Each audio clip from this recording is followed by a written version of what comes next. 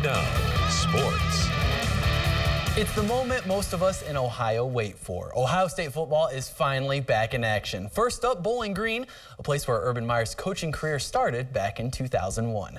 Ohio State graduated 16 starters this spring, so the big question is whether or not the Buckeyes could fill the shoes.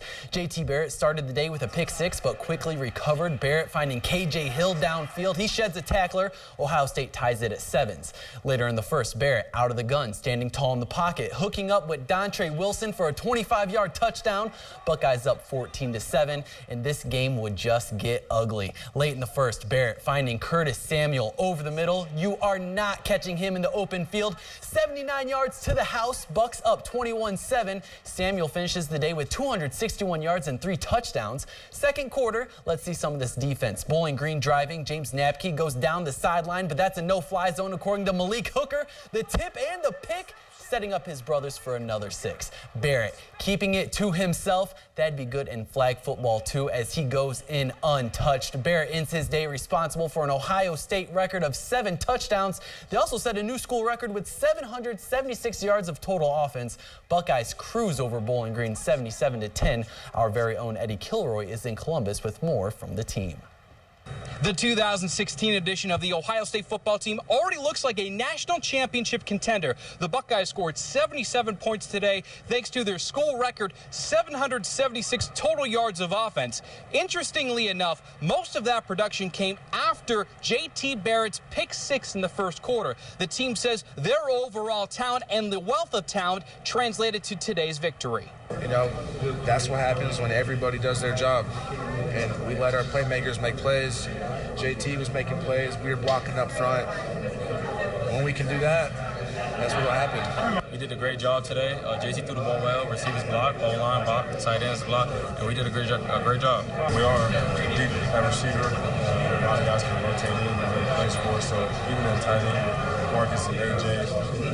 So with that being said, we're just trying to do my best to give it to the right person. You're not going to say like, hey, I'm going to give it to Curtis or I'm going to give it to Noah, but just give it to the right person. I feel good like most Buckeyes do right now because a lot of these kids touching the ball where I can see people going through their program saying, who was that again? And the one thing about, careers are made here and legends are born. I tell our players that all the time. Ohio State's different, man.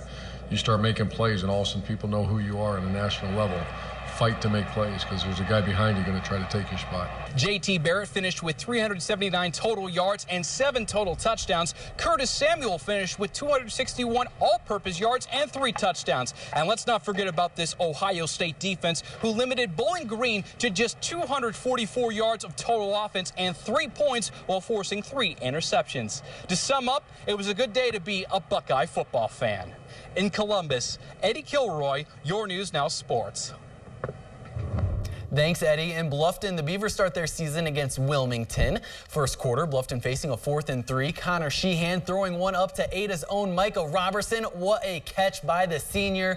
Beavers strike first, taking the lead 7-0. Moments later, Beavers on offense facing a 4th and 8. Sheehan surveys the field and finds Lucas Espatia over the middle. An 11-yard gain for a first down that would lead to this. Sheehan with a quick pass to Ray Feldell. Bluffton goes up 14-7. To the second quarter, Wayne Tracegrad, Colby Spies at quarterback, dumping it off to Robertson. There's a reason he led the nation in receptions last year for Division III. 32 yards to the house. Bluffton goes on to win 49-20. The other football, Lima Senior and LCC clash at Spartan Stadium. 1 minute and 48 seconds into the game, Lima Senior's Caden Fry capitalizes on the loose ball in the box, the freshman putting the Spartans ahead 1-0. 2 minutes later, Sam Shark has the edge, puts it center, and Tyler Lesh taps it in with the left. Lima Senior now up 2-0, and the Spartans didn't let off the gas pedal. Lesh finding some space, and he fires with the right.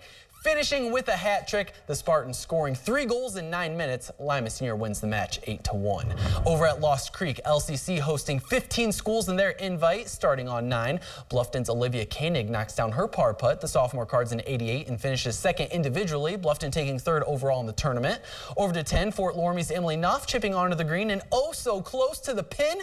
She taps in for par en route to a 76, Knopf, your individual champion on the day. And on 11, LCC's Megan Mulcahy sinks her par putt, highlighting her round of 89. The T-Birds finish in second as Shawnee takes first.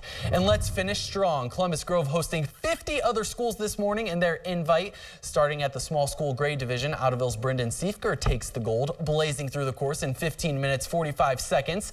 Girls red division, it's LCC's Emily Sreenan crossing the line at 18 minutes and 12 seconds. The T-Birds soaring to first place. Minster takes the team title. And in the girls grade division, Crestview's Ashley Bowen turns on the Jets. Her gold winning time 19 minutes 34 seconds. The host school Columbus Grove takes first place as a team. All right, well, thank you, John. We'll have more after the break.